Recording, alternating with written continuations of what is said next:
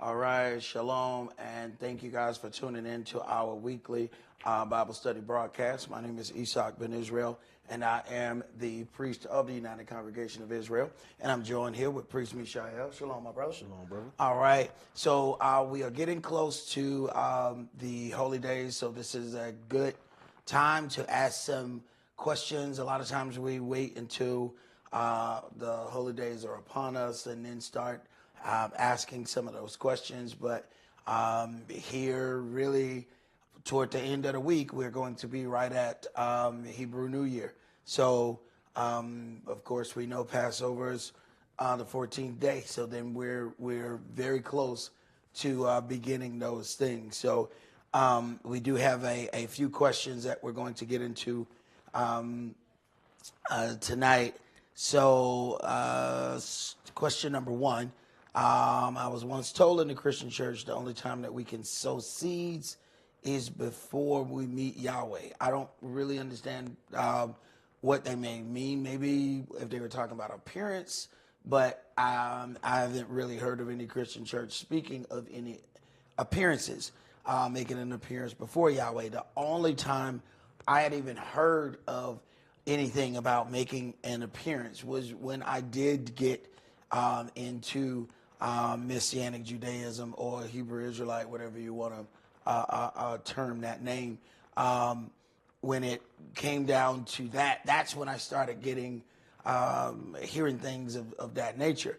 Even when we heard of other things, we were not really taught the understanding of it. It was more about sowing a seed, and I understand why people kind of get burned out. What'll happen is you'll notice other people and it looks like they're playing with things, and rightfully so. I mean, we can go on the internet and see pastors say, y'all been know I wanted a Movado. You can get a Movado at Sam's. So when you see stuff like that, then it influences people, and they say, you know what, I don't want to give to any kind of organization because, I feel like I might be getting hustled. So I want to read something in John chapter 12.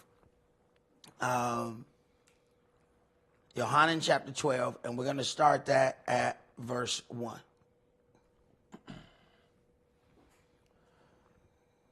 Yohanan chapter 12, verse 1.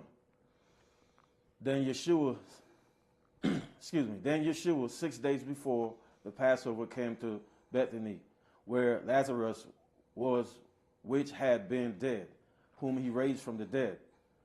There they made him a supper, and Martha served, but Lazarus was one of them that sat at the table with him. Then took Miriam a pound of ointment of spikenard, very costly, and anointed the feet of Yeshua, and wiped his feet with her hair. And the house was filled with the odor of the ointment. Then said one of his disciples, Yehudas Iscariot, Simeon's son, which shall betray him. Why was not this ointment sold for 300 pence and given to the poor? All right. Now, the first thing we have to understand is you're going to always have this situation where you have the pocket prophesying, where they're going to try to figure out how much money somebody spent. You really have to pay attention to who has the problem with the money being spent. All right. That says that this was too costly to give to Yahshua. Okay. Now, it says this said one of the disciples. So this is coming from very close. One of the disciples has a problem with this costly ointment being given unto him. This disciple says, why was not this ointment sold for 300 pence and given to the poor? So automatically there then is given a better situation, if you will, because you had to consider, wait a minute now, it sounds better that the ointment should be sold and given to the poor than to be wiped on this man's feet. Okay, so this person's, their idea sounds righteous. Go ahead, read the next line. This he said, not that he cared for the poor, but because he was a thief and had the bag and bear what was put therein. Right. So here it is, the problem that you end up encountering a lot of times is people trying to figure out what may be done if the offering is given or how the offering is going to be received. So here you have Yahshua. He knows the man is a thief, and Yahshua put him over the money. See, Yahshua operates totally different than any way that we would. We would say, okay, this man has no business handling the money. Yahshua is giving him every opportunity to hang himself. If that's what you're going to do, go ahead. There go the bag. And even with this, you have to look at the lofty way it is spoken. Why was not this ointment sold for 300 pence? He know how much ointment it is and what kind of money he can get for it. He done already pocket prophesied what he can do with the ointment. Why? Because he the one that hold the bag. So it looks like he's more right. This is how you have to be careful how you perceive something. His version seems more righteous, but he would have sold it, got the money, and then penny pinched out of the bag. Whereas this ointment was then used to be put on this man's feet. But understand there's something else that's going on. Go ahead. Then said Yeshua, let her alone. Against the day of my burying has she kept this. For the poor always you have with you, but me you have not always. So then Yeshua has a greater job than what these people would see, saying, hey, it seems good to go and give to the poor. So a lot of times you hear, and I've heard this several times, where people will say they do all of these things for the poor. And it goes for a good show. But when you get right down to it, that's not what it is. Look at why half the rappers have nonprofit organizations. Now, how many rappers, is there anything about a rapper that says, I really want to help the poor? Is there anything about that? No, they realize again, once they can set up a nonprofit organization, they can move money tax-free by saying it is for certain organizations. Now, they may do some things with it. The whole part about that is they realize, hey, they don't have to do that with all of the money. They just have to say that they have this, do something with a little bit of it, and the rest they do other things with it. And if we're unsure about that, look at how many people we got in prison for them PPP loans. They said one thing. All right, but when they got that loan, and some of them, I think they really believe what they said when they filled out the paper. I'm gonna do this, and I'm gonna help my employees. Some of them employees didn't know they even got no money. You looked up and the dude had a brand new Jag. Dude's riding around in the hood with a Lamborghini. Bro, are you serious right now? Are you serious right now? You do know you going to prison. It's gonna be real easy to figure out. Wait a minute, it's the middle of a pandemic and you got a Lamborghini. Your business been closed for 6 months. Okay, so this is what causes people to be hesitant. All right, let's go to Deuteronomy chapter 14. But we also have to be careful how we allow things to affect us. And understand something. We're very partial about how we let things affect us. There's certain things, something would happen and we'll say, oh, I'm not going to do that at all. But then there's something else, especially when it's something we want to do. We don't let anything deter us from that. You can get on the highway and die at the blink of an eye. That didn't stop nobody from getting the car, though. You can have all kind of, there's diseases everywhere. But they ain't stop nobody from getting in a relationship, though. Okay, but when it comes down to something that we really don't want to do anyway, we will then get something that doesn't appear right and then use that as our excuse not to go forward. Deuteronomy chapter 14 and start that at verse 22. 22. You shall truly tithe all the increase of your seed, that the field bringeth forth year by year. And you shall eat before Yahweh your Elohim in the place which he shall choose to place his name there. So now you have a whole situation whereby you not only are dealing with the tithe, this 10%, bringing year by year, you're also dealing with a place that you're supposed to sow into to make sure that that place is kept up so you can do that. And that has nothing to do with the specific situation of encountering Yahweh himself, of making an appearance. We have appearances, but then we still have weekly obligations. Go ahead. The tithe of the corn, of the wine, of the fine oil, and of the firstling of your herds and of your flocks, that you may learn to fear Yahweh your Elohim always. Now, we have an issue with that. Matter of fact, some people will say, well, you know, the tithe was of substance of your field. Right, that was your money. Well, what's happening unto us now is because we were disobedient, somebody else is already getting a chunk of that before we get it. We don't understand that is part of our punishment. When we get our check, FICA done already been in it. So a portion of ours is already lost.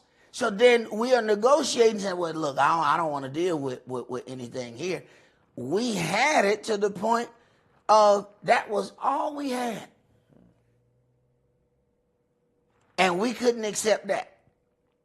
And when we don't accept what Yahweh gives us, what he does is puts more weight on us. We think that if we argue, he'll take the weight off. And what he in turn do is put more weight on. Oh, so 40 pounds was heavy? Really? Try 65. Wait a minute, I don't think you understand what I was saying. Yeah, I don't understand. Here goes 65 pounds. What? Next time you're going to be thankful when he take off that 25 and give you 40. Thank you, sir. Okay, all right, that's what I wanted to hear right there. See, he got a way of persuading you. You're just not going to like the way he do it. Go ahead. And if the way be too long for you, so that you are not able to carry it, or if the place be too far from you, which Yahweh your Elohim shall choose to set his name there, when Yahweh your Elohim has blessed you, then shall you turn it into money. Then shall you turn it into money, whatever form of money is used at that time. Go ahead. And bind up the money in your hand, and shall go unto the place which Yahweh your Elohim shall choose, and you shall bestow that money for whatsoever your soul lusted after, for oxen, for sheep, or for wine, or for strong drink, or for whatsoever your soul desired. Right. Yahweh, you can see, also has a situation where a man is supposed to be able to handle himself. It says, for whatsoever your soul lusts after, oxen, sheep, wine, or strong drink. Did that mean that Yahweh said get drunk until you pass out and expose your nakedness? Like Noah? Hold on. That man was in his tit. Mm-hmm.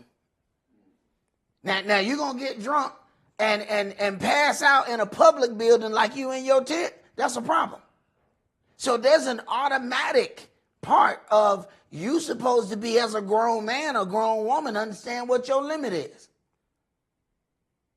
If you get to the point where you start drinking, now you done start loving everybody, damn it, you're going too far.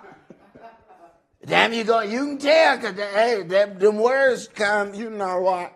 Whenever somebody say, you know what, it's about to go downhill from here, you put the cup down. Go ahead. And you shall eat there before Yahweh your Elohim, and you shall rejoice, you and your household. Mm-hmm.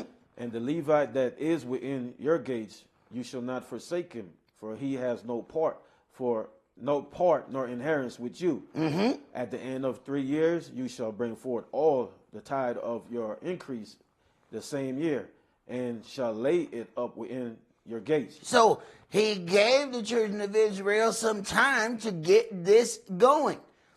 Because in the beginning it says year by year you bring these things unto Yahweh, because this is how we were being sustained.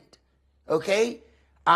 Him providing all of the sustenance that we needed. Now we have to depend on other entities for that. And this is what's going to be some of our biggest issues, because Yahweh is going to have to make us depend on him. And we have gone many, many generations without having to depend on Yahweh. We depend on the system that Babylon has set up. So this is going to put us at a great disadvantage when Yahweh begins to really make his relationship with the children of Israel a little better. It's going to go worse before it get better. Jump to chapter 16 for me.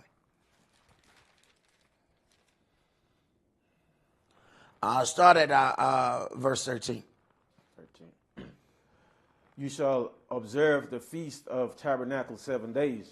After that, you have gathered in your corn and your wine. All right. So, and I always tell people, corn right away, okay, is food. You hold that corn a little bit longer and you get corn liquor. All right. So Yahweh understand that there's drink and then there's strong drink. So this doesn't mean that we're going to have our feast and then we're going to get indignant. Go ahead.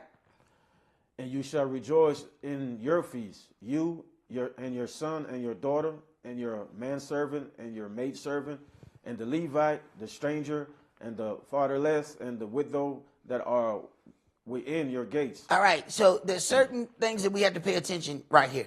It says, and you shall rejoice in your feast, you, your son, your daughter, your man servant, your maid servant. So these are even people that are under your control right here, maid servant and man servant. The Levite, the stranger. Stranger don't mean somebody you don't know. That don't mean that you go out and you grab somebody off the street. Hey, how you doing? You want to come on in here and have a feast with us? That's not what that means. Stranger means somebody of another nation that is within your gates. If they are within your gates, then they learn to operate the way you learn to operate.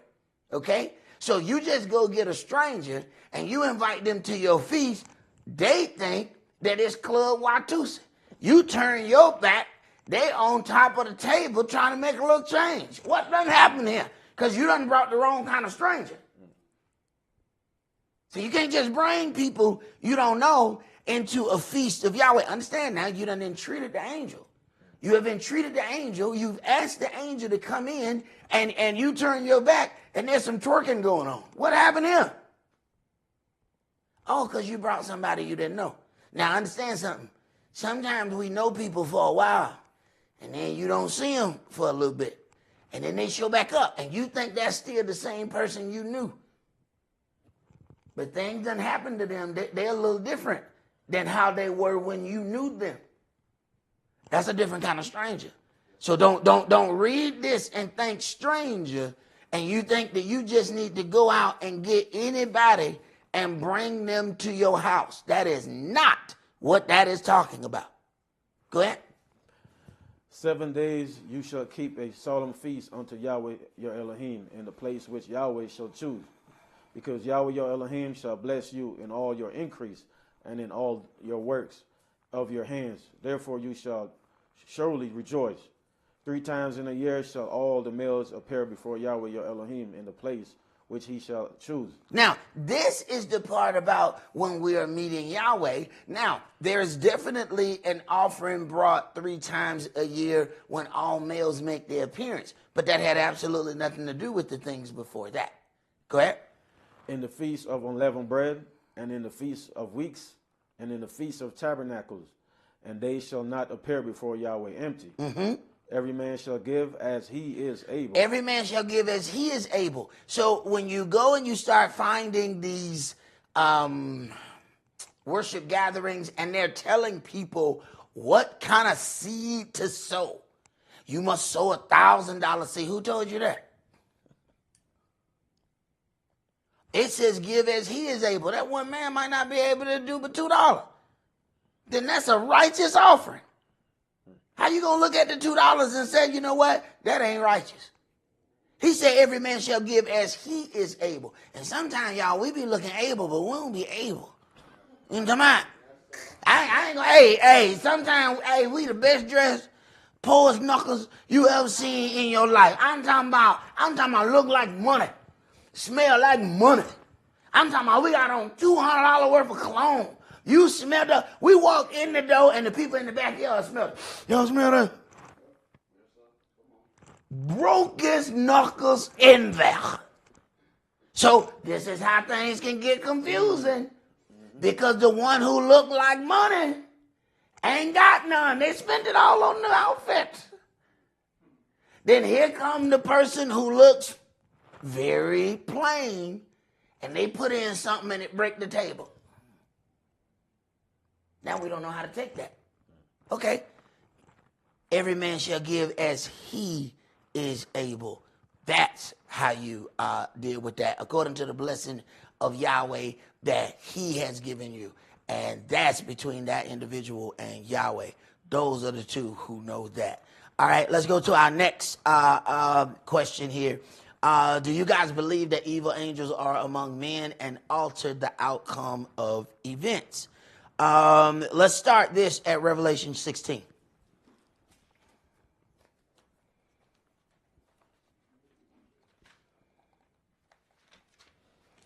Revelation 16.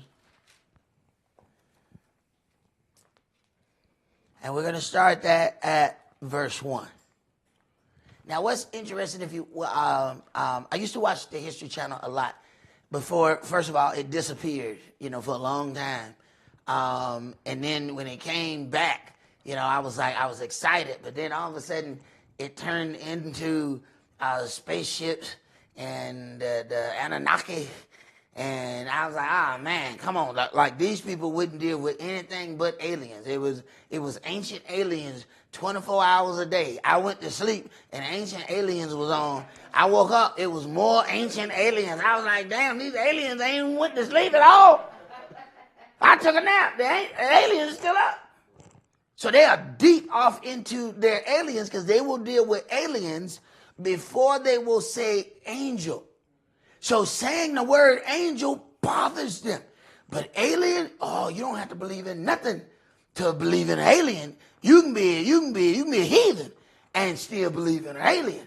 But if somebody says angel, then now that is saying that you believe in something, some kind of worship practice, and that bothers people. So this is more acceptable nowadays. Go ahead, brother. You got something there? I'm happy you brought that up. Shalom. I'm happy you brought it up because now it's like when they do mention angel, it's always a prefix to that. They always say fallen angel. They never talk about, or anytime you hear them talk about, it's the fallen angels. Well, the Nephilim, the fallen. All they talk about is fallen. You know what? You are right. I have heard fallen angels more than I've heard anything else. And it's funny. Even the Christians, their angel representations have disappeared. I used to go in folks' house and they had all the little winged angels. They had a what they call it, a curio. So they had the curio full of all the angel figurines. Those have disappeared. Now you are absolutely right, brother. All I keep hearing is fallen angels, fallen angels. That's all that they seem to talk about. But if you're in control of the media and you know who team you're on, then what are you going to advertise? All right, so Revelation 16, let's start that at verse 1. Verse 1. And I heard a great voice out of the temple saying to the seven angels, go your ways and pour out the vial of the wrath of Elohim upon the earth. See, they would have said, they would have used some other words there. It would have been the seven aliens. They came out of the temple. And what's funny, they even say they'll have like a temple and everything, but they're going to say aliens. Okay? Go ahead. And the first went and poured out his vial upon the earth, and there fell a noisome and grievous sore upon the man which had the mark of the beast, and upon them which worshipped his image. Now, wait a minute. Now, this wrath that's being poured out, these are actually the good angels. Now, that's pouring out wrath because now judgment has to happen on the earth.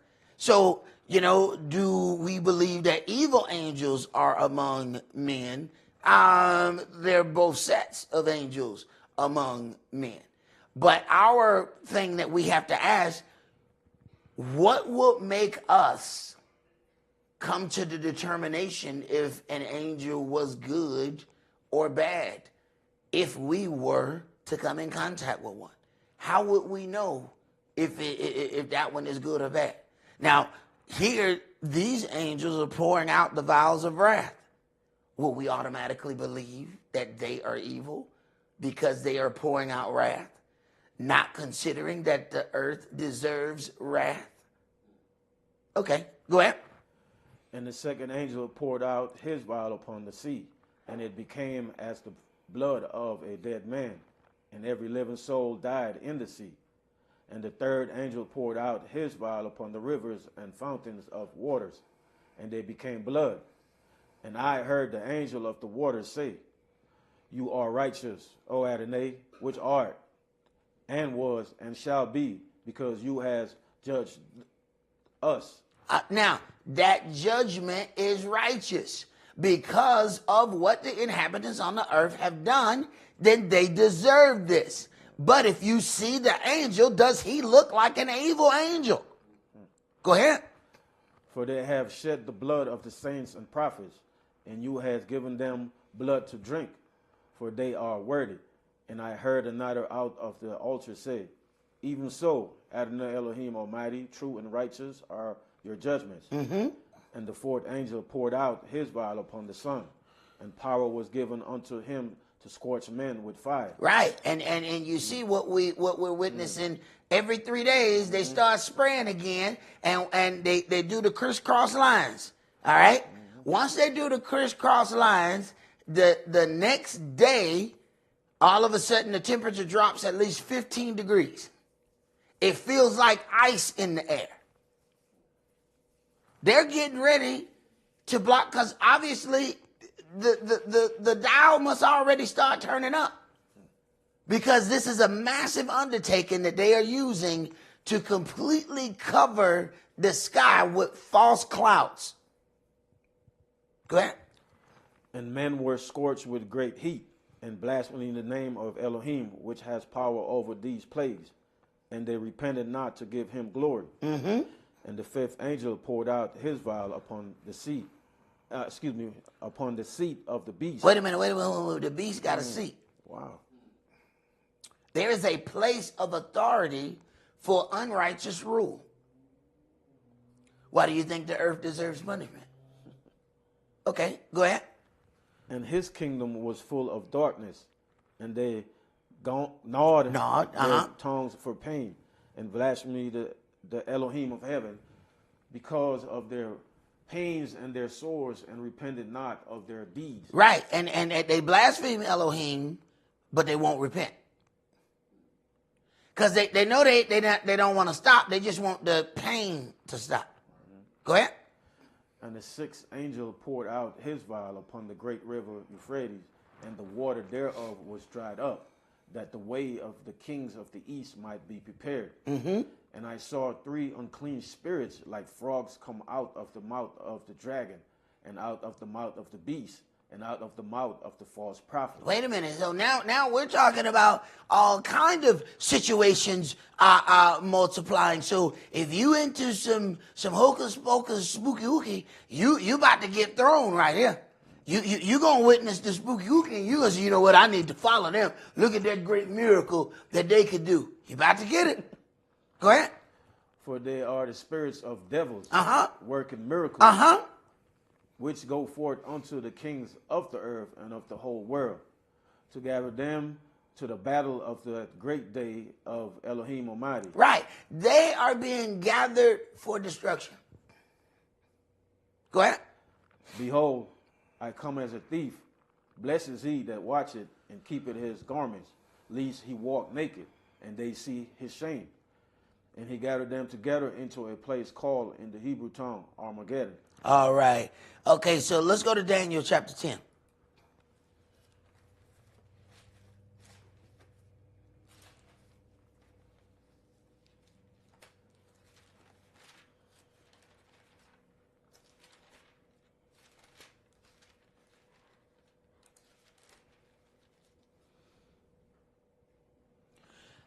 Daniel chapter 10, start verse 5. Then I lifted up mine eyes and looked, and behold, a certain man clothed in linen, whose loins were girded with fine gold of Uphaz. Mm-hmm. His body also was like the beryl, and his face as the appearance of lightning, and his eyes as lamps of fire, and his arms and his feet like in color to polished brass. I mean, he can't do no more to describe a black person. I mean, the only thing he can do is what they said in the New Testament, Simeon, who was called nigger. I mean, that's pretty much the only thing he can do, you know. Daniel just could have said he was nigger. He couldn't do no more. I mean, he done went from the head to the feet right here. But people want to tell you it's something else. He can't do no more. He done told you what the feet look like, polished brass. Come on. And they didn't have the shiny brass. They had antique brass. Okay, so what did feet look like? Okay, go ahead. And the voice of his words like the voice of a multitude. And I, Daniel, alone saw the vision. For the men that were with me saw not the vision, but a great quaking fell upon them, so that they fled to hide themselves. Therefore I was left alone, and saw this great vision, and there remained no strength in me, for my comeliness was turned in me unto corruption, and I retained no strength. So it's a possibility he soiled himself. Yes. Okay, so let's go. That was a real nice way to say that the drought presented itself. But you see, it's still some sanctification there. It scared everybody else so much that they left. I was left alone. That's what Yahweh wanted anyway. Let me talk to you. I don't talk to you, friend. I'm talking to you. Go ahead. Yet heard I the voice of his words, and when I heard the voice of his words, then was I in a deep sleep on my face, and my face toward the ground. And behold, an hand touched me, which set me upon my knees and upon the palms of my hands.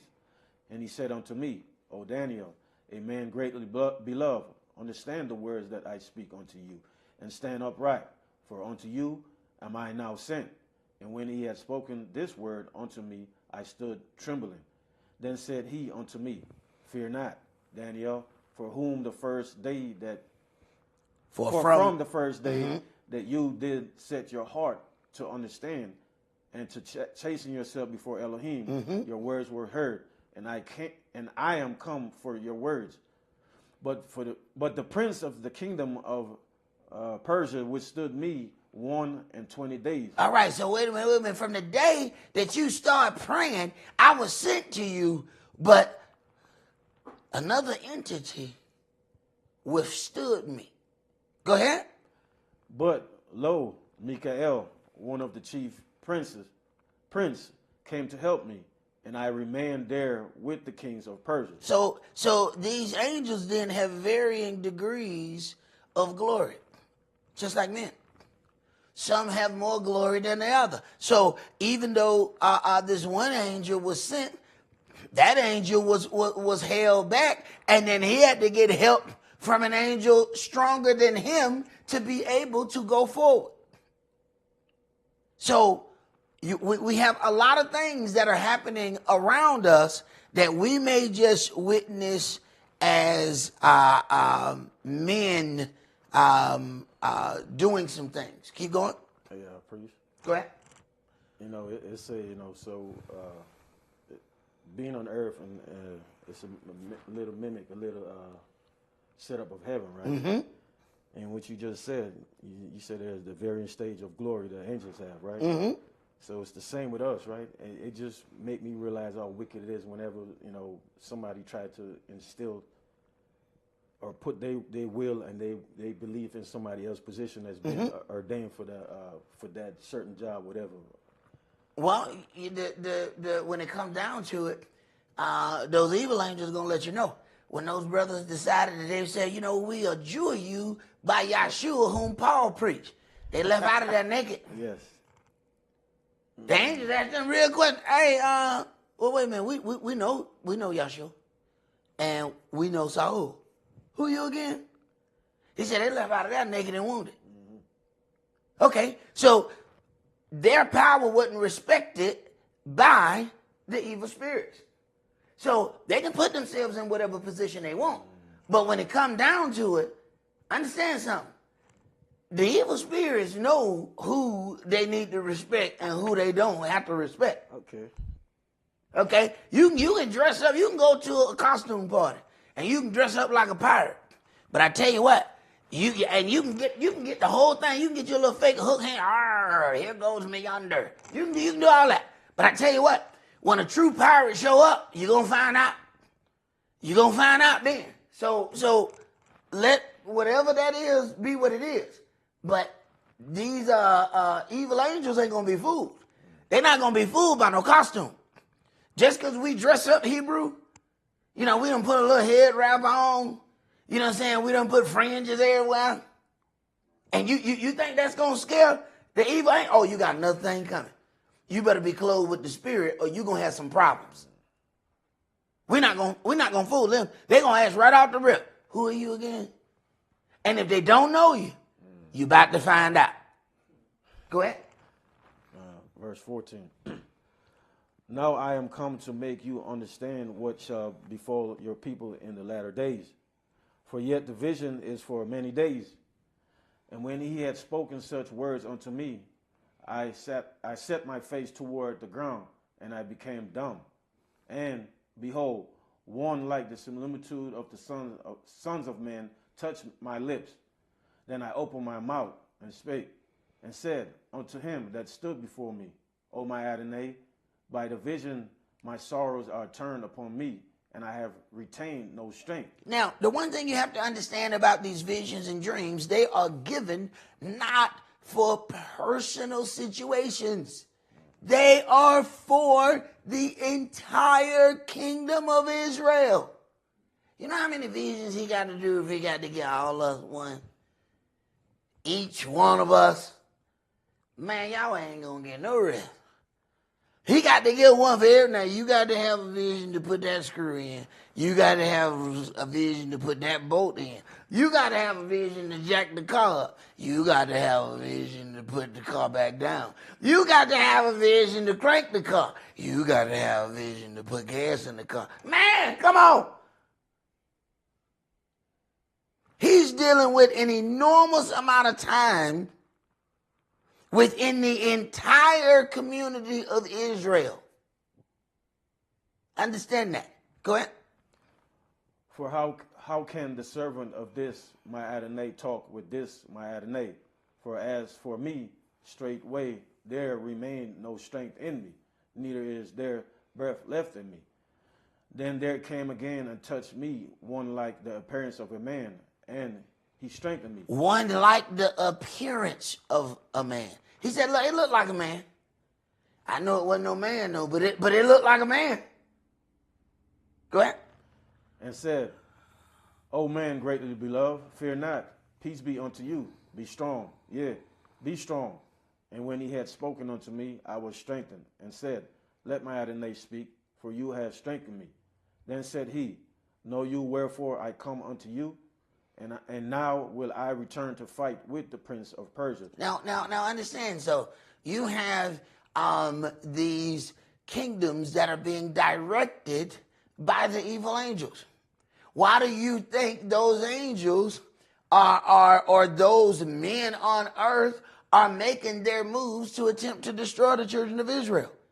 And then when the adversary is completely evicted from heaven, what does he do? He comes to make war with the woman. the same thing his angels on earth doing. He has his minions doing what he want them to do here, but when he get here, the game is fully on. Go ahead. And when I am gone forth, lo, the prince of Grecia shall come, but I will show you that which is noted in the scripture of truth, and there is none that holdeth with me in these things, but Michael, your prince. But Michael, your prince. Wait a minute. So now we're dealing with levels of authority. Now, if you look at this, to fight with the prince of Persia, when I am gone forth, lo, the prince of Grecia shall come. These are kingdoms that have come and ruled the earth. These are the kingdoms that have greatly tormented the children of Israel. But understand, if they have been given their time, all the angels can do who protect Israel, they can't make Israel triumph at this moment. They just keep Israel from being harmed. Because the prince of Persia and the prince of Grecia have been given dominion. So we can do whatever we want to do, but you're not going to overtake them during the time of their reign. Your angel's job ain't to take over. Your angel's job is to protect you. That's it. Now, once we get further down in this, now your angel get a different charge. Your angel get a different charge. You get a different charge. Okay. All right. Next question says, what is the proper dress code for Israel? Me and a family member disagreed, saying that a woman should be covered and have a head covering, with the opposition saying that they don't believe in that. Just wondered what is considered proper dressing for a man and a woman. I like the question because most times people ask about head covering and they ask about the woman. People don't ask about the man. I remember at one point I looked out and I seen all these women in dresses and they had their head covered and all the dudes looked like they either change oil or going to play basketball. I said, what the hell going on in here? I said, man, y'all don't come in here looking like this no more. All right? Y'all need to come looking like you going to see somebody. Look at all these sisters. And if you think about it, there's another group of people. If you go in the store, you're going to see the women wrapped from head to toe. You can't see nothing but their eyes. They look like they playing pee-pie. You can't, they completely covered. The dude got sandals and shorts on. What the hell is going on here? And if we do that, we might as well be them. They walk around with the toes out, legs out, shirt barely cover anything, and the woman covered from head to toe. So the whole question of a man, because sometimes we have to keep reminding men that they have a dress code too. See, we'll talk about the dress code for the woman, but we don't understand that we have one too. Let's go Genesis chapter 35.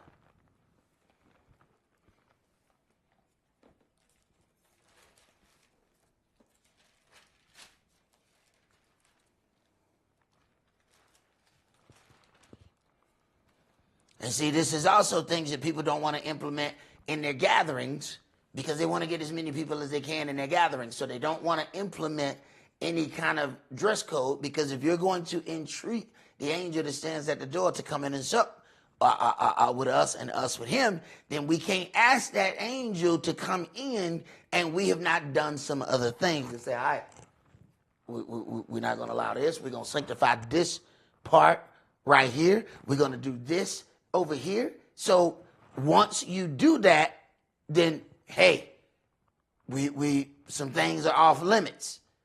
But because we want to have as many people as we can get in our gatherings, we won't sanctify the gathering. That way we can have people with their hair out, with pants on, with all of those things, and we'll let them say whatever they need to say as long as our gathering looks packed. So now we've moved the gathering or the convocation of Yahweh and we've treated it like a party. You know, when you had your 16 or your graduation party, you didn't have no rules. The rules was just come. You look, just come to my party. Because the whole thing is, your party's a failure if you don't have a whole bunch of people at your party. So now we take the thought process that we have with Yahweh, with this word, and then we bring on the heathen concept of, well, how many people was in there? It wasn't packed to the from the window to the walls. Well, then we need to change something so we can get more people. And that's where we're going to get to up at. Right there. Go ahead. Verse 1. Let's do... Let's go... Start at verse 9. And Elohim appeared unto Jacob again when he came out of Pandamaran and blessed them. And Elohim said unto him, Your name is Jacob. Your name shall not be called any more Jacob, but Israel shall be the name. And he called his name Israel. And Elohim said unto him. So we have to ask yourself, if Yahweh had already said he was El, what was he naming Jacob after by calling him Israel? See, we don't even consider that. What was he naming him? What was he naming him after? Your name shall be no more Yaakov, but it shall be Israel. So this is why we end up getting into some issues, because El is Elohim. Okay? When we say El Shaddai, this is why these names end in E-L, El. But when you start hearing other names, we start getting into other parts where people talks about, different pronunciations. And they say Al. I'm like, I don't know who the hell Al is. I don't know who Al is. That's something different now. Because now we're getting into something else. Okay? Keep going. And Elohim said unto him, I am Elohim Almighty. Be fruitful and multiply. A nation and a company of nations shall be of you, and kings shall come out of your loins. Now, wait a minute. Kings shall come out of your loins. Okay, go ahead. And the land which I gave Abraham and Esaac, to you I will give it, and to your seed after you will I give the land. All right, so kings shall come out of your loins. Let's go to 1 Kings chapter 8.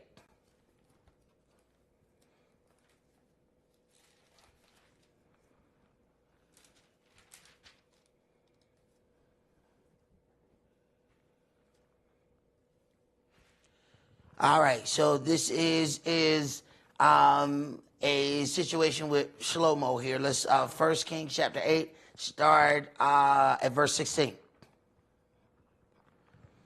Since the day that I brought forth my people Israel out of Egypt, I chose no city out of all the tribes of Israel to build an house, that my name might be therein.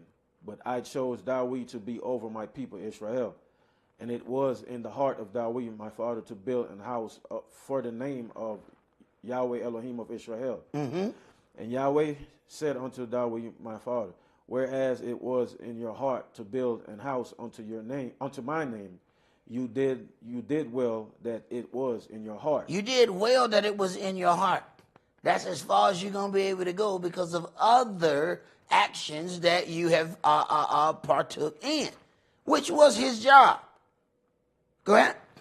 Nevertheless, you shall not build the house, but your son that shall come forth out of your loins, he shall build the house unto my name. So once again, here we go with this loins that shall come forth. Your child shall come forth out of your loins. When it says, what it says when Abraham met Melchizedek, that the fathers were in his loins when he met him.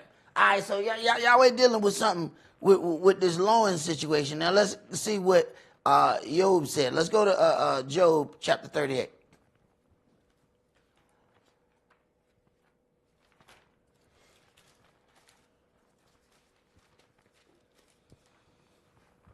So what is this loins he keep talking about? And it says your children are going to proceed out of your loins. Job chapter 38, start at verse 1. Then Yahweh answered Job out of the whirlwind and said, Who is this that darkened counsel Who is this that darkened counsel by words without knowledge? Gird up now your loins like a man. Wait a minute. Gird up your loins like a man. Cover your loins like a man. Wait a minute. A man's supposed to have his loins covered. What proceeds out of your loins is your middle private area. A man is supposed to have this covered. What they tell you, when we come out of school and get a good job, first thing they do, tell you need to put on a suit and a tie. Then they tell you need to tuck the shirt in. I was flipping through some pictures and saw my little graduation picture. I said, boy, just smart and stupid. Just educatedly dumb. Tie on, shirt tucked in. He said, gird up your loins like a man. I swore I was a man. But I wasn't dressed like that. I thought I was. Okay. And I'm going to read Job chapter 40 and verse 7. Because he say again, verse 6, Then answered Yahweh unto Job out of the whirlwind and said, Gird up your loins now like a man. I will demand of you and declare you unto me. So when we ask these questions, what is the proper dress code for Israel? We start picking up fashion. So nowadays, the kids have this fashion where they have the skinny jeans. And I'm talking about it look like they're going to die in these jeans. I ain't never seen nothing so little in my life. I mean, and it made the little boy's leg look like they even 2 more feet longer because the pants so little. It's amazing they can even walk in these. Some of them can't. And of course, because now everything tight, loins are not covered. So some of the ways that have been given unto us were given unto us in a disrespectful manner. And we accepted these things because we didn't know any better at the time. But once you know better, you're supposed to do better. We can't stay in not knowing, especially once we know. So we have to ask ourselves the question, are we going to deal with that? So the next thing, let's go to Deuteronomy chapter 22.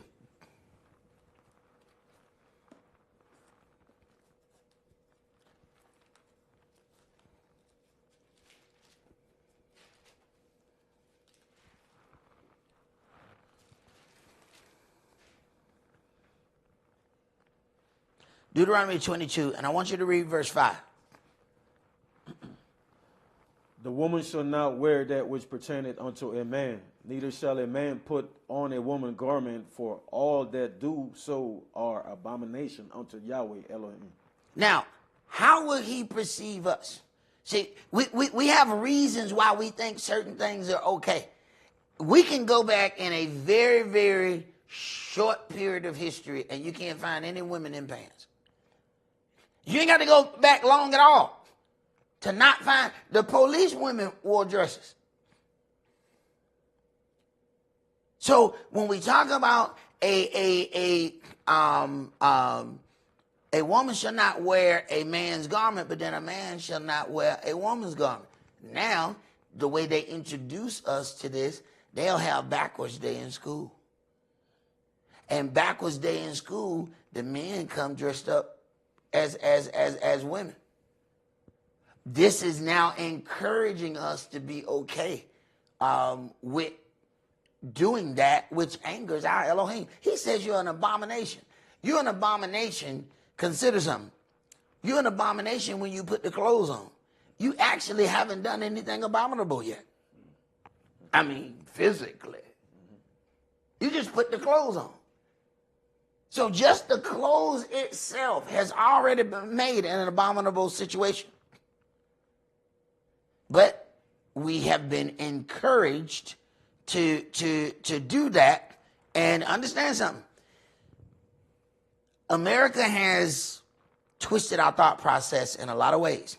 If you go and look at what happens, and when those people go in the so-called Middle East, the name that don't exist, when they go to North Africa, they're going to encounter some people who are so serious about their culture.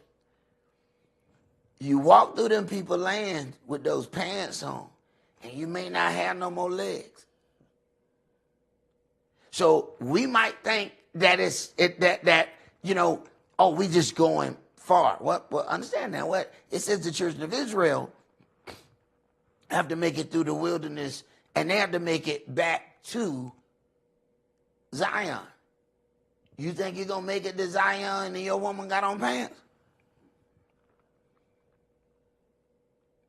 Because these lands that you got to go through, they might just deal with the woman and then ask, whose woman is this? Oh, that's yours? You may die with her. Now, these people not playing when you go through their land. You're not going to go through their land in their old kind of way. Go ahead. If a bird's nest chance to be before you in the way in any tree, or I tell you what, no, don't go to that. Let's go to Numbers chapter 5.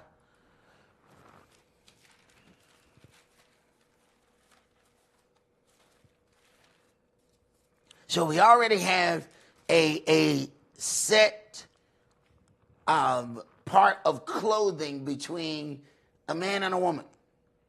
You know, it used to be said, my other used to say that they used to say, I wear the pants in my house. That used to be what a man said, but now everybody wear the pants in the house. They say, you can't say that no more. Everybody wear the dog got on pants. Numbers chapter 5, and I'll tell you what, let's start this at verse 11. And Yahweh spake unto Moshe, saying, Speak unto the children of Israel, and say unto them, If any man's wife go aside and commit a trespass against him, and a man lie with her carnally, and it be hid from the eyes of her husband, and he kept close, and be kept close, and she be defiled, and there be no witness against her, neither she be taken with the manner, and the spirit of jealousy come upon him, and he be jealous of his wife, and she be defiled, or if the spirit of jealousy come upon him, and he be jealous of his wife, and she be not defiled, then shall the man bring his wife unto the priest, and he shall bring her offering for her. The 10th part of an ephah of barley meal, he shall pour no oil upon it, nor put frankincense thereon, for it is an offering of jealousy, an offering of memorial, bringing lawlessness to remembrance. And the priest shall bring her near and set her before Yahweh. All right. And the priest shall take holy water in an earthen vessel, and of the dust that is in the floor of the tabernacle, the priest shall take and put it into the water. And the priest shall set the woman before Yahweh, and uncover the woman's head. So it's automatically assumed before she got there, her head was already covered. Now, because they are about to perform this ritual situation, because there is a belief of jealousy, now he's going to perform an oath over the woman. He uncovers her head. And one of the hardest things for us is to keep culture, because we have been told and put so much power into what the hair looks like. And when you look at some of the stuff that's going on now, you have to wonder, man, are they killing us or trying to kill us? We went from a point where natural hair was beauty, braids and all of those things. Now most of the hair is being said to have chemicals that cause cancer. Why are they putting that in there?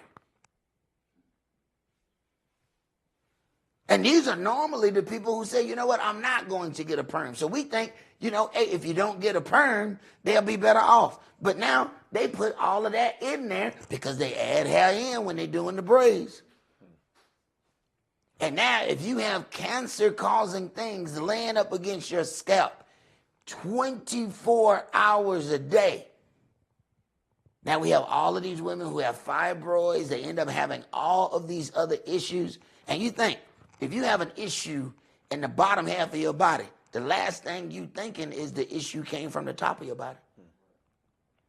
That is the last thing that will come to your mind. But we have to remember, the evil angels are trying to kill us. The evil angels are in charge of commerce. This is the princes of the earth. So they don't have to always try to kill you physically. If they promote products that will cause you harm, then they are accomplishing their goal, and they haven't raised one hand to us. Okay, go ahead. And uncovered the woman's head and put the offering of memorial in her hands, which is the jealousy offering. And the priest shall have in his hand the bitter water that causeth the curse. And the priest shall charge her by an oath, and say unto the woman, if no man have lain with you, and if you have not gone aside to uncleanness with another instead of your husband, be you free from the bitter water, and cause it of curse. But if you has gone aside to another instead of your husband, and if you be defiled, and some man have lain with you beside your husband, then the priest shall charge the woman with an oath of cursing, and the priest shall say unto the woman, Yahweh make you a curse of an oath among your people. When Yahweh does make your thigh to rot, and your belly to swell, and this water that causeth the curse shall go into your bowels, to make your belly to swell, and your thighs to rot, and the woman shall say, Amen. And all right, so that's as far as I want to go right there. But as serious as this action is, we see that it was so serious that her head covering was removed. I want to go to 1 Corinthians chapter 11.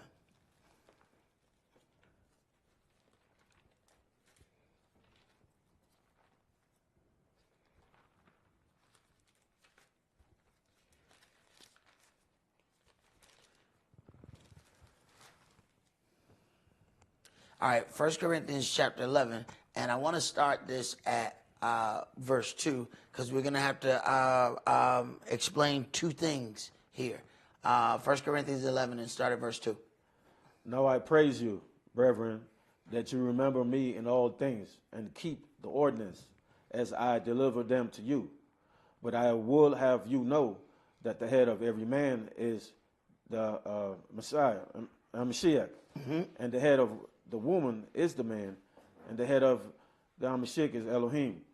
Every man praying or prophesying, having his head covered, dishonoreth his head. Now, when we get to this and people don't understand the job of Israel, it says Israel are set to be a kingdom of priests. And it's funny. Somehow people remember the part about being a priest when they put on fringes. Somehow they don't remember the part about being priest when he talks about the head covering, because the high priest wore 2 head coverings, the other priest wore 1. And that is dealing with the Levitical priesthood, but then it says that the children of Israel are going to be a kingdom of priests because the entire world has to be taught by the children of Israel. So we're then talking about the difference between a man and a priest. Go ahead. But every woman that prayed or prophesied with her head uncovered dishonoreth her head, for that is even all one as if she were shaven. For if the woman be not covered, let her also be shorn. Shorn is shaven. And whenever a man ended up getting a woman through a war campaign and she had had a previous husband, all her hair was shaved off. That belonged to her previous husband. He then let her stay for a month to make sure that if there was a baby that came out of there, it wouldn't belong to somebody else. Then he then went in unto her and she became his wife. Go ahead. But if it be a shame for a woman to be shorn or shaven, let her be covered. For a man indeed ought not to cover his head, for as much as he is the image and glory of Elohim, but the woman is the glory of the man. For the man is not of the woman, but the woman of the man. Neither was the man created for the woman, but the woman for the man. For this cause ought the woman to have power on her head because of the angels. So the woman ought to have power on her head because of the angels. She was created for him.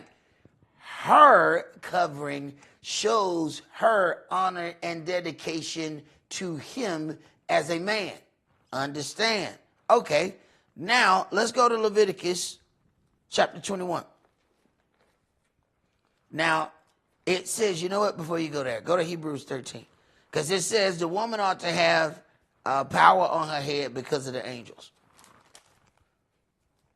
Now, people will say that they understand that part.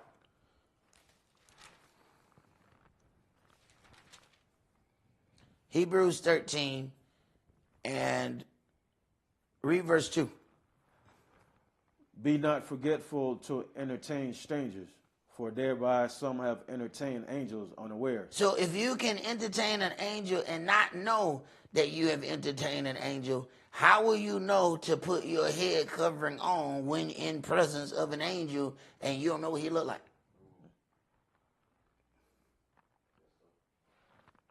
That's going to be pretty difficult. All right, now let's go to Leviticus chapter 21.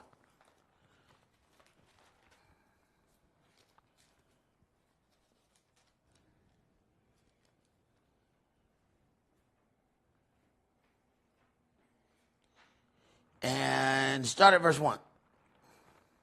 And Yahweh said unto Moshe, speak unto the priests, the sons of Aaron, and say unto them, there shall none be defiled for the dead among his people. All right, so there's a whole nother set of rules when it comes to dealing with the priests. They have a higher level. Remember, there are varying levels when it comes down to angels. There are varying levels when it comes down to men and their order of service. Go ahead.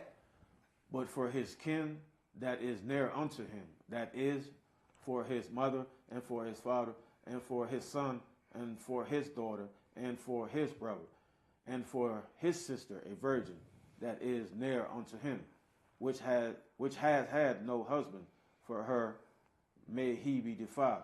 But he shall not defile himself, being a chief man among his people, to profane himself. He shall not defile himself, being a chief man among his people, to profane himself. Go ahead. They shall not make baldness upon their head, neither shall they shave off the corner of their beard, nor make any cutting in their flesh. All right, so those tribal marks that we see people do when they do those cuts, you should not make baldness upon their head.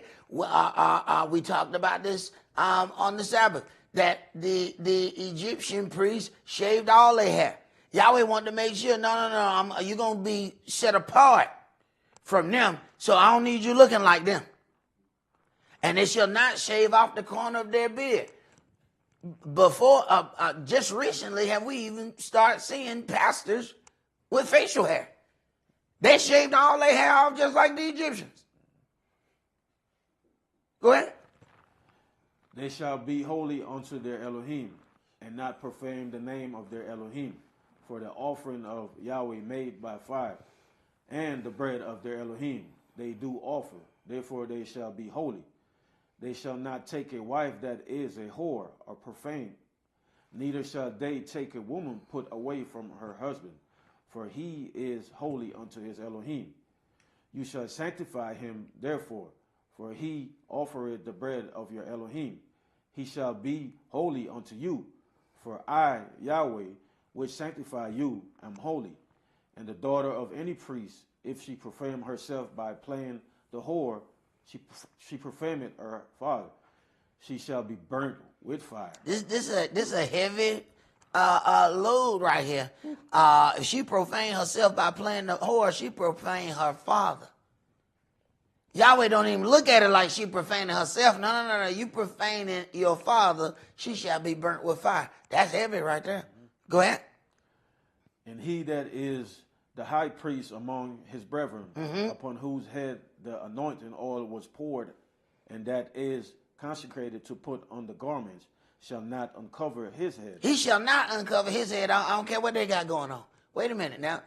When we read in the New Testament, it said a man shall not cover his head. But we see a difference between a man and a priest. So the question is, do you know what you are? Do you know what your future is? Do you know what you are supposed to be to Yahweh? Go ahead.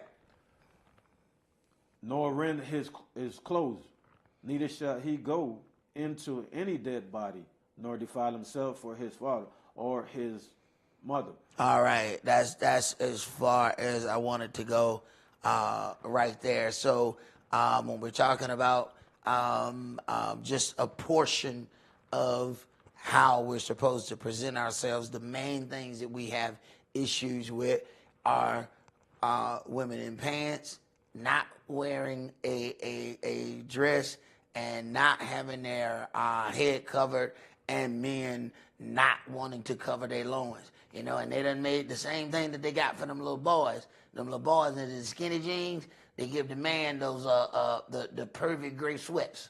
You know, the pedophile sweats. You know, the one that look like you got, you know what I'm saying, a little roll of quarters in your pocket, and they did tight as all get out.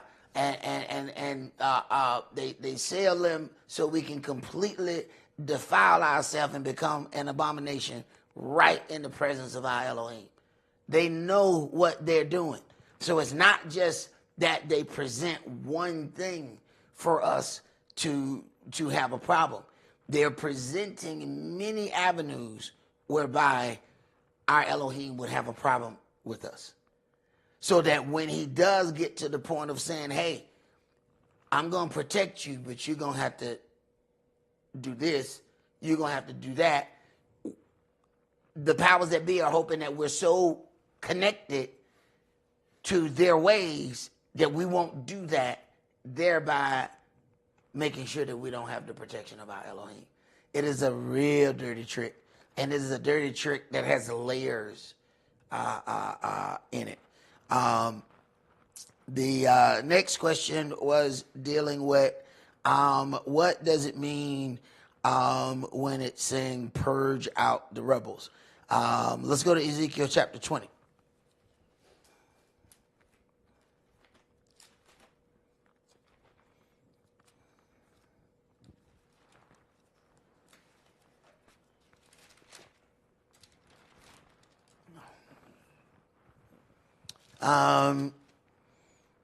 Ezekiel chapter 20, and let's start at verse 33.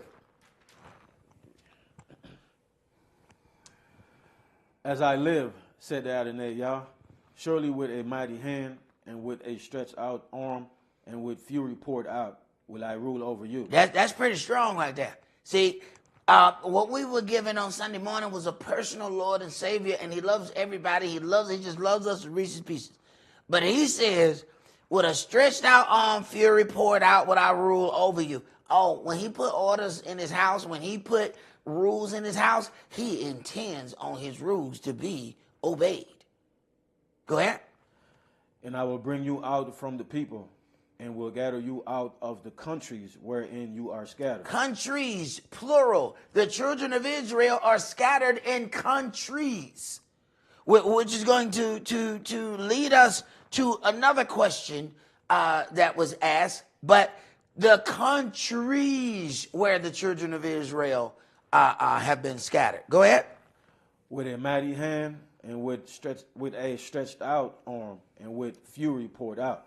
And I will bring you into the wilderness of the people, and there will I plead with you face to face. Now, if you're not sure what he's talking about, he says, I'm going to plead with you face to face. Read the next line.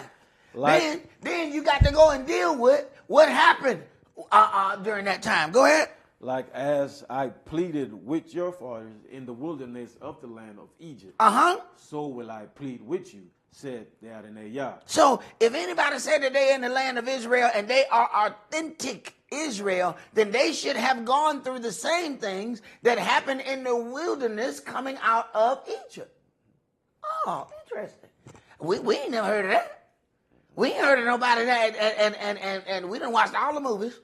We done seen the books. We done seen all the stuff. And we ain't never, not a. We ain't heard nobody talk about that they have gone through any of those things. Consider, what did he do? He says, like as I pleaded with your fathers. Wait a minute. He starved us.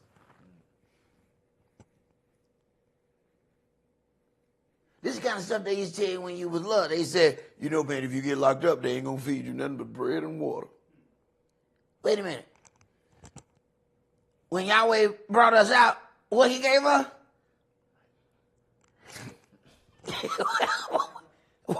Matter of fact, for a minute, he gave us bread, no water.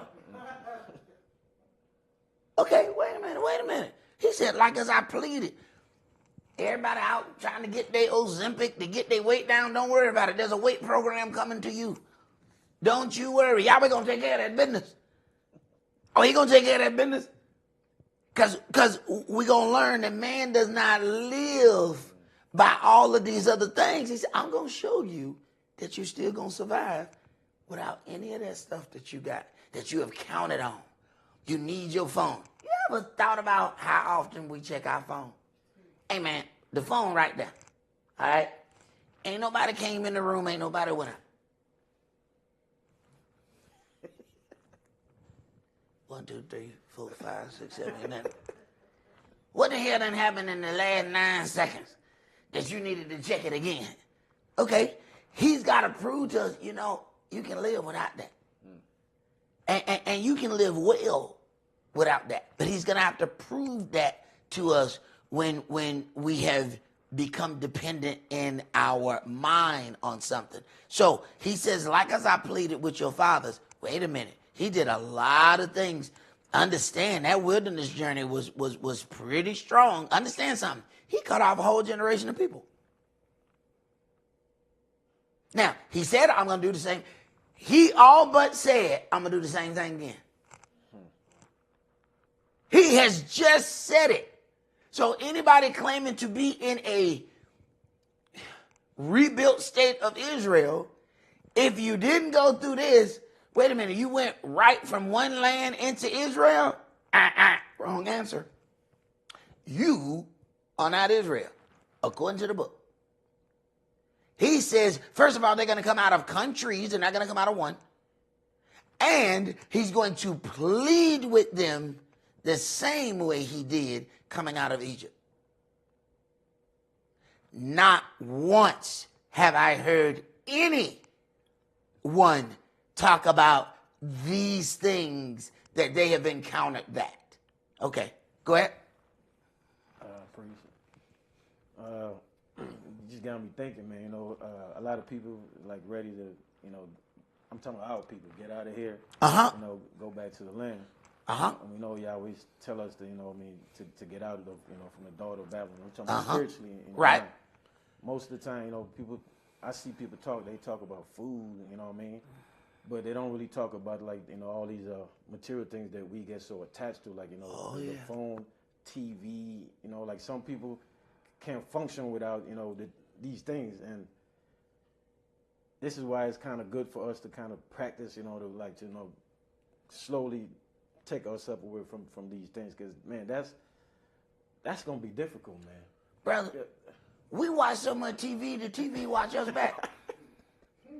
We watch the TV till we go to sleep, and then it watch us while we sleep.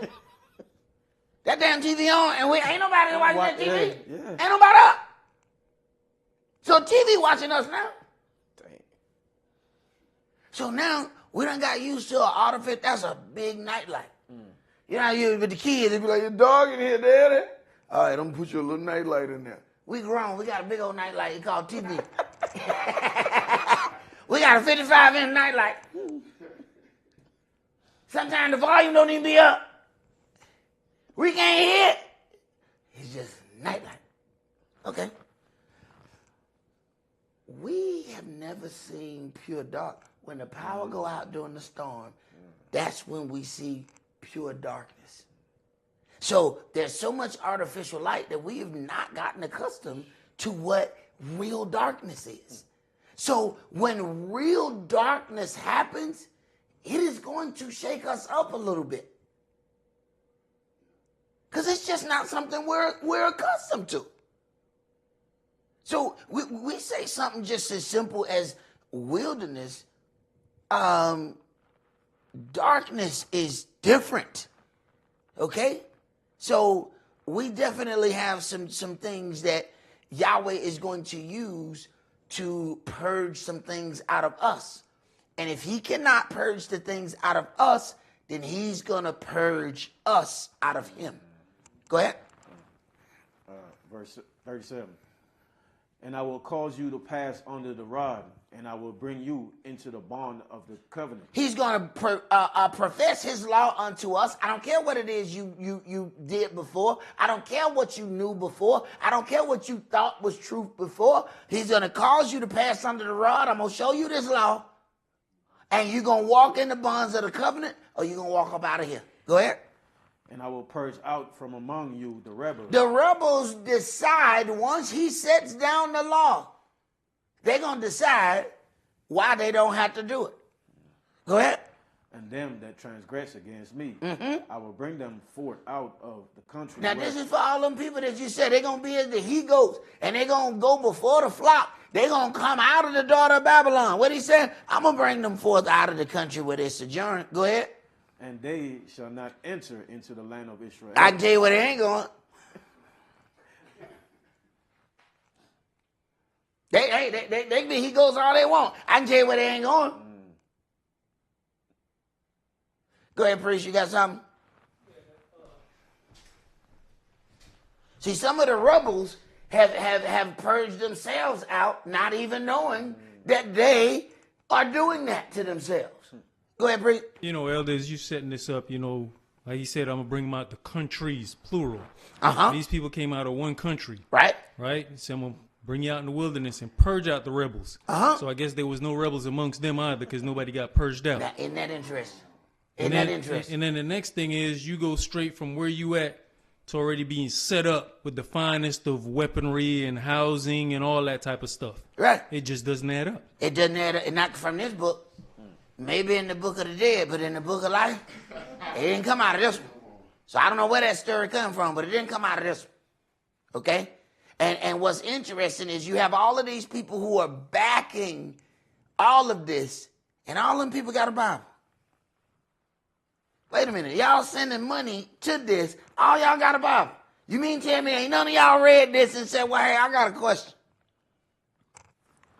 How y'all get to be such and such and it say this? Okay, go ahead. And you shall know that I am Yahweh.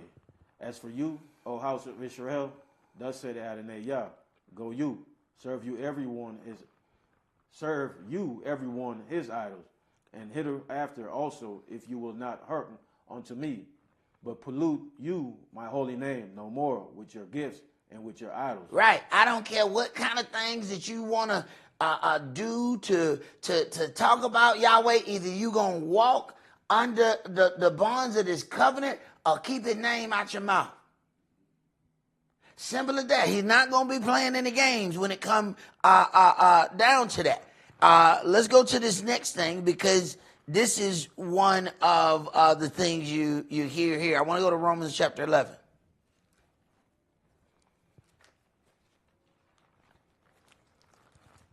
Now, there are parts that we have to deal with, but we have to also make sure that we don't take these things out of context. Romans chapter 11, and I want you to start at verse 25. For I will not, brethren, that you shall be ignorant of this mystery, Uh-huh. lest you shall be wise in your own conceit, that that blindness in part is happening to Israel Blindness in part has happened to Israel. Go ahead. until the fullness of the Gentiles become in. All right. So as long as the Gentiles are in rulership, which they still are in, then Israel is going to be partially blind. If Israel is partially blind, how are they already set up as a state? At some point, we're going to have to ask a question. So now here is where things start to get interesting. Read the next line. And so all Israel shall be saved. Wait a minute. See, this is that part where everybody want to say, well, you know what? I'm going to be Israel because I'm going to be saved. So now they hear this and they take this out of context. All Israel shall be saved. Keep reading. As it is written, they shall come out of Zion, the deliverer, and shall turn away ungodliness from Jacob. All right, now go to Romans chapter 9.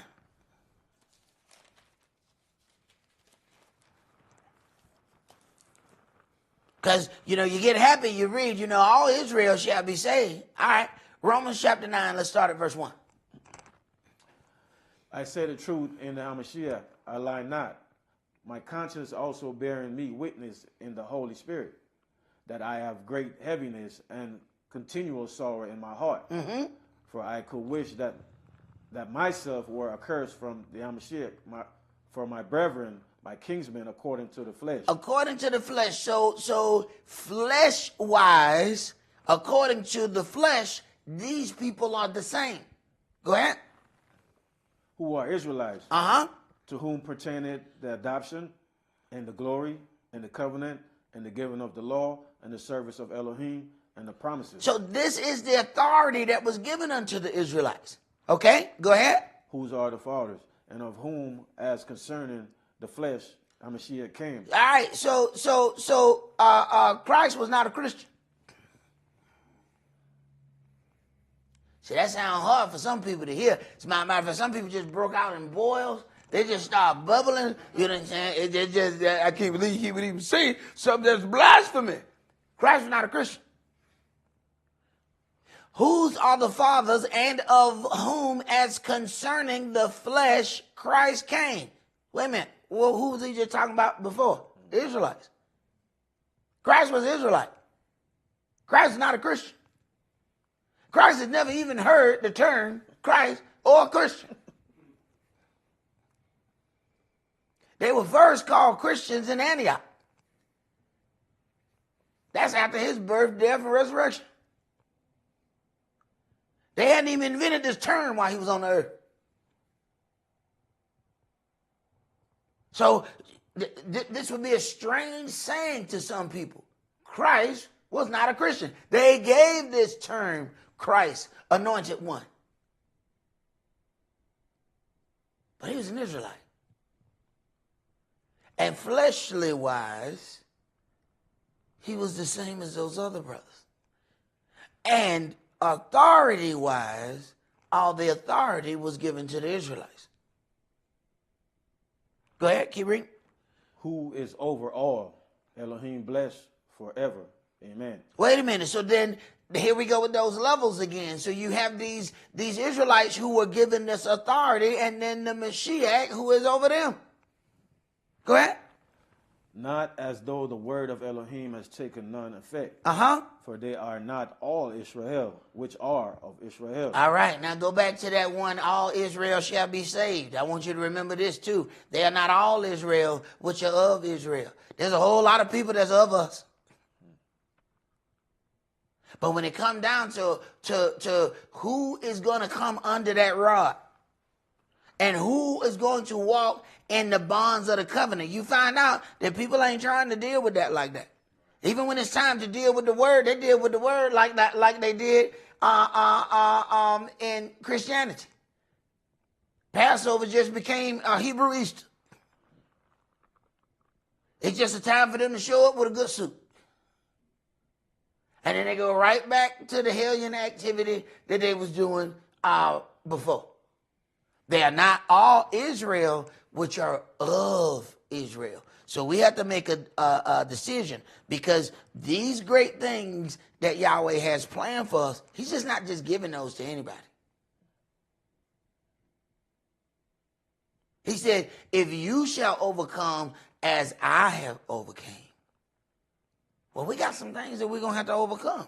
You just can't get the greatest gift of all time without putting anything in. So understanding when we go into all of that we are Israel, here we go with this next statement. If we have learned that we are Hebrews, should we all learn the language of Hebrew? Good question. Let's go to Genesis chapter 11.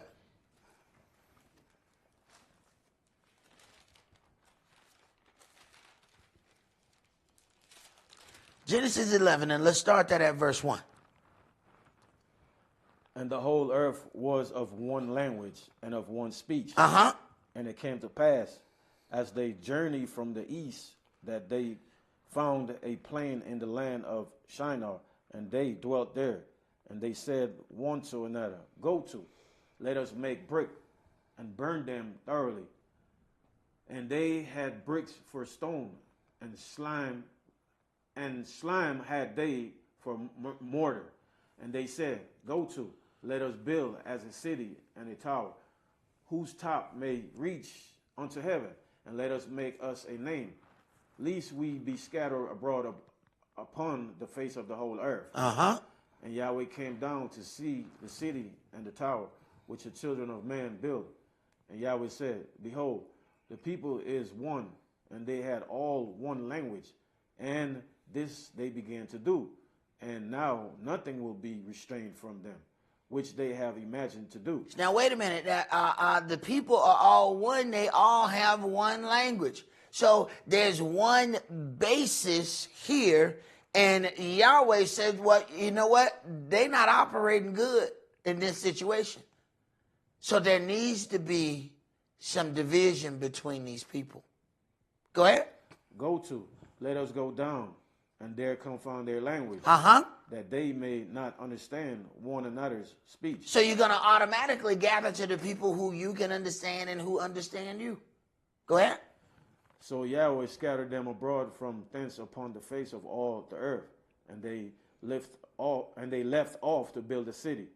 Therefore is the name of it called Babel, because Yahweh did there confound the language of all the earth, and from thence did Yahweh scatter them abroad upon the face of all the earth. So one of the things that we forget when we start getting into the language debate, we kind of forget who was the one who confounded the languages. We kind of forget who was the one who caused the separation in between people. Now, Babel wants to put everybody together. How can that be anything but Satan? If Yahweh has done one thing and gradually you see the children of men do something different, then we understand who the children of men are working for. All right. Now, there was a part, and I do want to get into this, where in the beginning of our captivities, it was a serious problem if we had lost our language. Understand, the captivities were not that long at first. We had captivities that were 8 years, 20 years, 40 years, 70 years. This is still enough, and you know where the land is. You can see the land. We came from over there. Okay, now let's read Nehemiah chapter 13.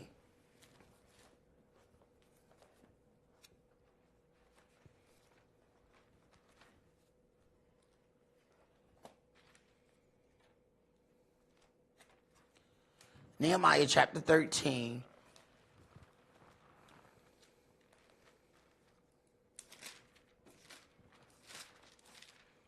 Now, we read as Yahweh is going to purge out the rebels, all right? And we notice that when we look at these situations, he does the same things over and over. So here it comes. We're coming out of one part. We're getting ready to go into another, and he has to establish the order. He has to bring you under the rod and within the bonds of the covenant. All right. So Nehemiah 13, and let's start that at verse 15. In those days saw I in Yehuda some threading wine presses on the Sabbath, and bringing in sheaves and laden asses, as also wine, grapes, and figs, and all manner of burdens, which they brought into Jerusalem on the Sabbath day. And I testify against them in the day wherein they sold victuals. So somebody has to stand up and bring them under the rod. Okay, go ahead. There dwelt men of Tyre also therein, which brought fish and all manner of ware, and sold on the Sabbath unto the children of Yehuda and in Jerusalem. Then I contended with the nobles of Yehuda, and said unto them, what evil thing is this that you do, and profane the Sabbath day? Did not your fathers thus, and did not your Elohim bring all this evil upon us and upon this city? Yet you bring more wrath upon Israel by profaning the Sabbath. You bring more wrath upon Israel by profaning the Sabbath. So somebody has to bring Israel into the bond of the covenant. Go ahead. And it came to pass that when the gates of Jerusalem began to be dark before the Sabbath. Wait a minute, wait. So the Sabbath started at night. How is everybody confused? We don't know when the Sabbath is. There's a lot of changes. Man has changed a lot of things. And who knows? We don't know. The Sabbath, where we looking for? Here's Sabbath. Where are you? Okay. But y'all know when Good Friday is, though. That's interesting. Go ahead. I command that the gates should be shut, and charge that they should not be opened till after the Sabbath. And some of my servants set I at the gates, that there should no burden be brought in on the Sabbath day. So the merchant and the sellers of all kind of ware lodged without Jerusalem once or twice. Then I testify against them, and said unto them, why lodge you about the wall? If you do so again, I will lay hands on you. All right. So here you go with bringing them under the rod. He said the rod right here. All right. Hey, you come around here one more time trying to sell something, and I'm going to bring you in the bond of this covenant. You understand what I'm saying to you? Come around here one more time. See, sometimes Israel had to be encouraged to do right. We like to say that we're going to do right because we have righteousness in us. Sometimes we do right because we don't want to get beat up. But fine, Yahweh, I'll take it. There's a whooping on the horizon. You keep it up, and you're going to get it. Simple as that. He going to purge out the rebels. What you think he was going to do if they kept going to that wall? What you think he was going to do to the ones who decided they were going to go to the wall to try to purchase from those on the other side? Okay. So we're not just going to come under the bond of the covenant because we think we good people inside. Okay. All right. So we can keep thinking that if we won't. Jump down to verse 23. Read that. In those days also saw I Yehudim that had married wives of Ashdod, of Ammon, and of Moab. And their children spake half in the speech of Ashdod, and could not speak in the Yehudim language, but according to the language of each people. And I contended with them, and cursed them, and smote certain of them, and plucked off their hair, and made them swear by Elohim, saying, you shall not give your daughters unto their sons, nor their daughters unto your sons, or for yourselves. Nor take their daughters unto your sons or for yourselves. Go ahead. Did not Shlomo, king of Israel, sin by these things? Yet among many nations was there no king like him? Was there no king like him? Like him. So then we have, surely at this point, because the captivity, the way that it was, they expected them to still be able to speak the language. Okay, let's go to Jeremiah chapter 5. But as Israel kept going, we eventually lost that ability there.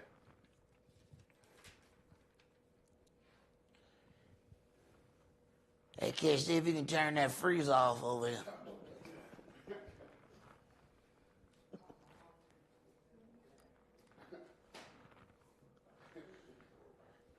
Jeremiah chapter 5, and let's start that at 14. I need some leg warmers over here. Yes. I'm about to do the flash dance. All right, Jeremiah 5, and I'll start at verse 14. 14.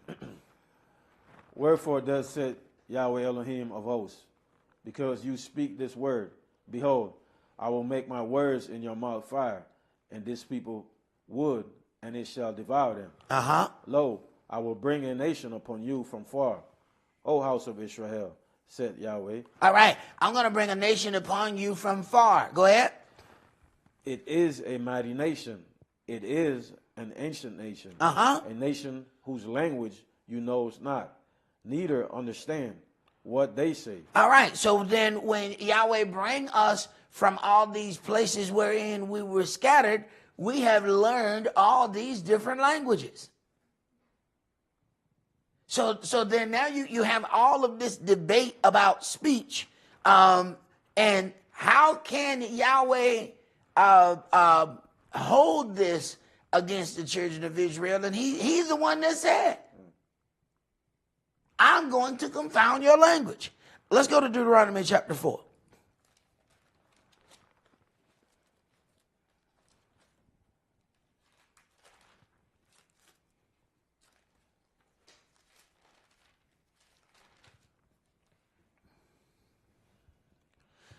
Deuteronomy chapter 4, and let's start at verse 21.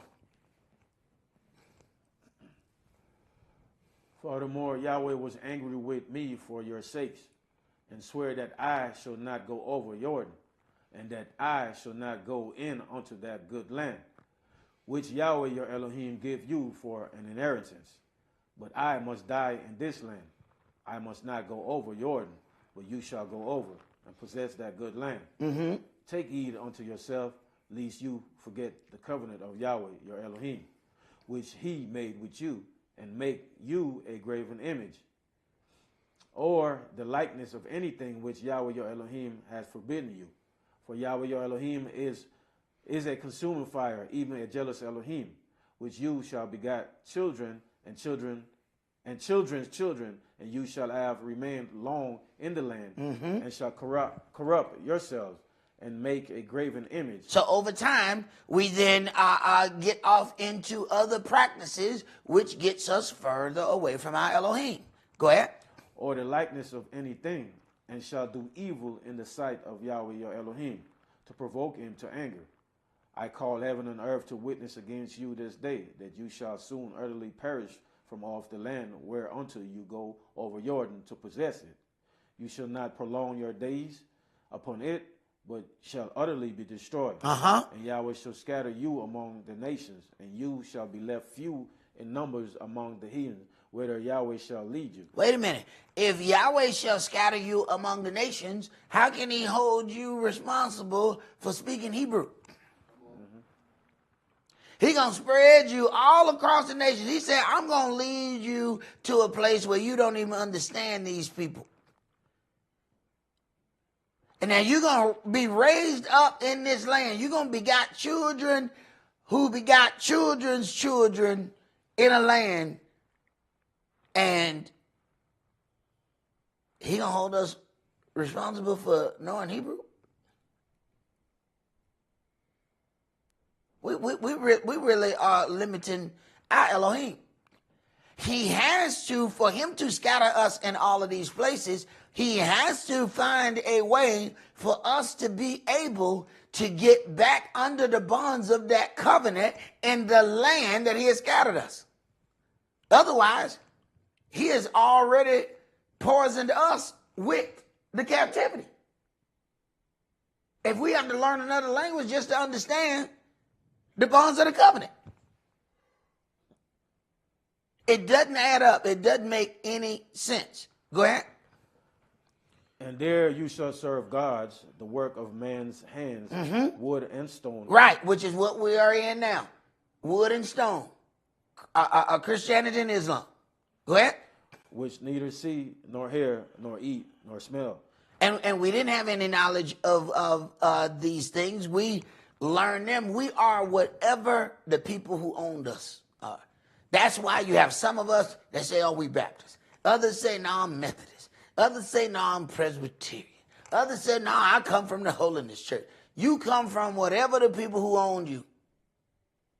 We didn't make any of those decisions. Those decisions were made for us. This is why when you start asking us, well, what's the difference between the Methodist and the Baptist? The Methodist or the Baptist can't tell you. Because they didn't make the decision. The decision was made for them. You only understand decisions that you made. They didn't make them. We don't even know the differences. And we will fight for a difference that we don't even understand.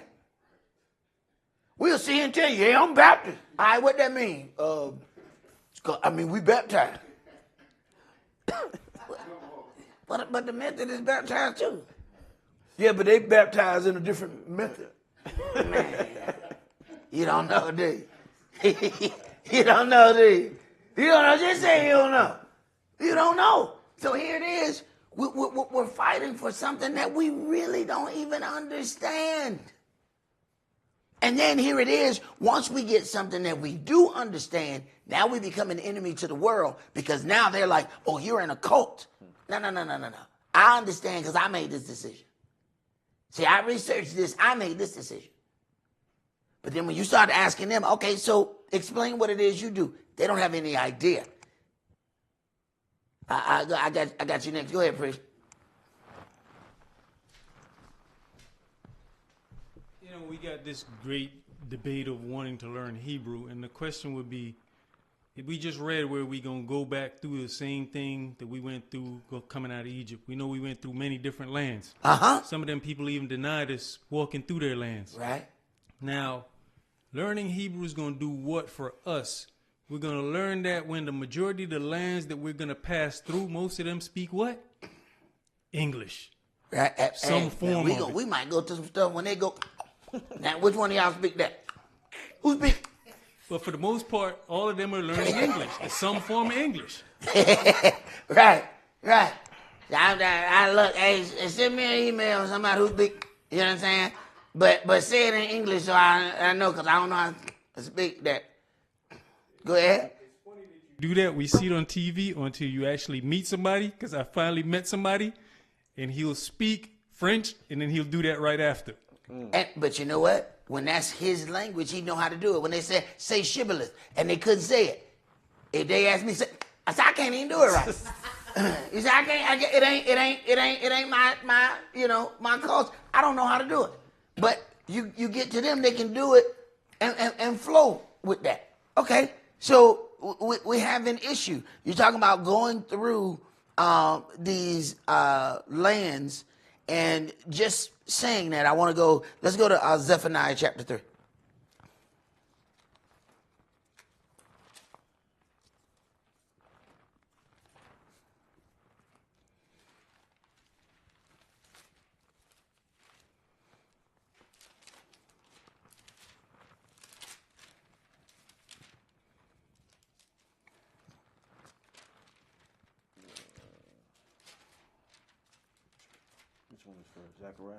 No, we're going to go to Zephaniah. It's right after Habakkuk and... You said 3, right? Yeah. Read verse 9 for me. Verse 9. For then will I turn to the people a pure language. Wait a minute. The same one who confounded the language says then he going to turn to the people a pure language. But we so arrogant, we going to make it pure before he do. Check that out. We're going to purize the bastardized language ourselves. We're going to do it before him because he goes, before the flock. So we're going to do it first. Now, he done scattered us, and we speak all these different languages, but we going to somehow purize. I know that ain't no word. What it is, we have learned. But it's greater amounts of our people that don't even speak even English. What we going to do in South America? Now, the difference with these people, most of these people, English is their second language. Most of us, we so arrogant, we only speak one. You go to other people, other places, you're going to find they speak their language and English. So they don't know what we saying. We just want to know what they saying. And you can learn Hebrew all you want. That ain't going to help you in South America, which is the greatest amount of where our people are. But we off learning something. That ain't going to help you right there. See, when we read in Acts and it starts talking about that great mighty rushing of a wind, and they were given those cloven tongues, and they were able to speak and understand, that was a gift of the Spirit. That wasn't a man studying every language under the sun. We speak everything under the sun. How many of these you going to study? You going to study all of them? Right. You going to spend all your time studying all of them, and then Yahweh going to get a gift of the Spirit to somebody else, and they just going to be looking at you. You're going to spend all the time trying to do that because you didn't believe in the gift of the Spirit. As it is written, Zechariah 3:9 says, go read that all the way through. That they may all call upon the name of Yahweh to serve him with one consent. If they all serve him with one consent, they're going to serve him orderly. For then will I turn to the people of pure language that they may call upon the name of Yahweh. Wait a minute. If they're calling on the name of Yahweh with one consent, everybody don't have no different way they saying it. It ain't this people say Yah this and this people say Yah that. No, they serving Yahweh with one consent. They have one way that they are dealing with that. And then to finish this off, Zechariah 14:9 says, and Yahweh shall be king over all the earth. And in that day shall there be one Yahweh and his name one. So he's going to take care of all of that business. We just have to keep doing what we need to do and praying that we can stay steadfast as all of those things are being put in order. But that's all that we're going to do. Did I get you, brother? Did you have anything else? Okay. Sorry about that. All right. But that's all that we're going to do for tonight. Brother, would you lead us out in prayer, please?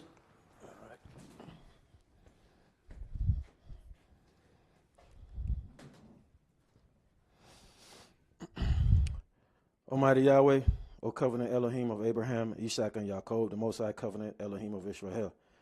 Almighty Yahweh, we thank you for this wonderful session tonight, Almighty Yahweh. We thank you for the great questions that was asked. We truly thank you for these questions, because by this, Almighty Yahweh, it help us, Almighty Yahweh, to be stronger and be confident and be bold in this culture that you have given unto us, Almighty Yahweh. To be proud of this culture, Almighty Yahweh, and not to be ashamed, Almighty Yahweh. To stand upon this culture. I ask that you may continue to increase our strength in this culture, Almighty Yahweh. Almighty Yahweh, we thank you, Almighty Yahweh, for the leadership of this congregation, Almighty Yahweh, for their obedience unto you by following your lead, Almighty Yahweh, by feeding and edifying the flock, Almighty Yahweh, and not standing upon their own understanding, Almighty Yahweh. I ask that you may continue to bless them by keeping them safe and strengthen them in their belief and their trust in you, Almighty Yahweh, and their faith in you, Almighty Yahweh. We thank you for the question that was given for those who are not here but are listening. I ask that you may continue to put things upon their heart, Almighty Yahweh, and not be afraid to ask them the questions that they have, Almighty Yahweh. For this is how we get better, and sometimes the question is not for that person, but it's for many of us who are afraid to ask or may even have a different understanding of the questions, Almighty Yahweh. I ask that you may forgive us for our sins and our trespass against you. I ask that you may allow us to make it home safely as we embark from here. Continue to keep your hedge of protection around about us. And we humbly ask of these things in your one and only begotten Son, in whom you're pleased, Yeshua HaMashiach. Amen and hallelujah. Amen and hallelujah.